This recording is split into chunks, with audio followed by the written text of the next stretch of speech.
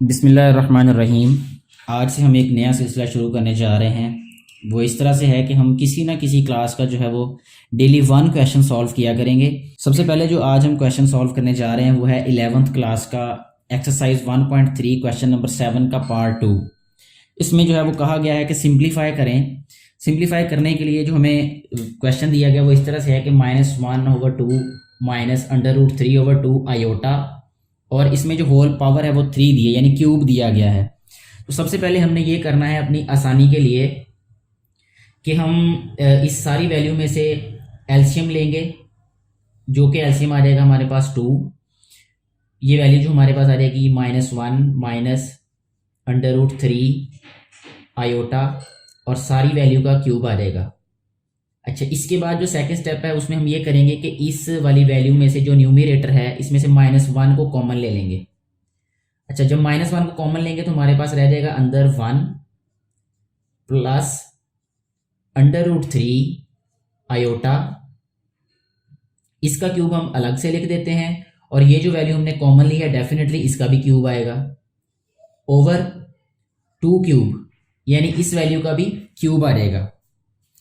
अच्छा, इसके बाद जो नेक्स्ट स्टेप है उसमें हम इसको राइट करेंगे इस तरह कि ये वाली वैल्यू आ जाएगी हमारे पास -1, और ओवर में हमारे पास है 2 cube. 2 cube mean 2 is multiplying itself 3 times, so will write it as 8। -1/8 आ जाएगा ये, और ये इसी तरह हम राइट कर देंगे यहाँ पे 1 प्लस √3 आयोटा क्यूब। अब ये हमारे पास जो वैल्यू है ये हमारे पास बन गई a + b होल क्यूब। ये फार्मूला जो है वो 8th क्लास में भी आपने इसको पढ़ा होगा, 9th क्लास में भी पढ़ा होगा, तो दोबारा यही फार्मूला हम यूज़ करेंगे यहाँ पे। उससे पहले जो है वो फार्मूला हम यहाँ पे टॉप पे राइट कर देते हैं, या इससे नीचे स्टेप में मैं राइट कर देता हूँ फार्मूला। वो फार्मूला बेटे कुछ इस तरह से होता है, अगर हमारे पास 2 वैल्यूज़ का क्यूब लेना हो, हमने जो वैल्यूज़ हम कहें a + b, इनका जो क्यूब है वो इक्वल होगा first value cube plus second value cube plus 3a² b plus 3ab²। और इसको इस तरह भी लिखा जाता था वहां पे a³ plus b³ plus 3ab into a + b, यानी ये 2 फॉर्म्स थी यहाँ जो 9th क्लास में हमने पढ़ी थी। अब जो है वो हम इसमें जो ऊपर वाली फॉर्म है इसको डिस्कस करेंगे, यानी इसके जरिए जो है वो हम इसको एक्सपेंड करेंगे इस वाले पोर्शन को। तो ये आ जाएगा हमारे पास -1/8 इंटू a³ मीन ये फर्स्ट वैल्यू यहाँ पे, यानी 1 cube plus second value cube which is √3 iota, ये आ जाएगा cube plus 3a² which is 1 b which is √3 iota plus 3 multiply by a b² आएगा, b इज √3 आयोटा स्क्वेयर। -1/8 को ऐसे ही हम राइट करेंगे, यह आ जाएगा -1/8, ये 1 भी वैसे ही आ जाएगा। ये है हमारे पास √3 आयोटा क्यूब। अब इसको हम सॉल्व करेंगे यहाँ पे, इसको हम अगर हम रफ पोर्शन सपोज कर लें थोड़ी देर के लिए, तो ये आ जाएगा हमारे पास √3 आयोटा और इसका क्यूब, यानी इसको हम राइट करेंगे √3 आयोटा मल्टीप्लाई √3 आयोटा और √3 आयोटा।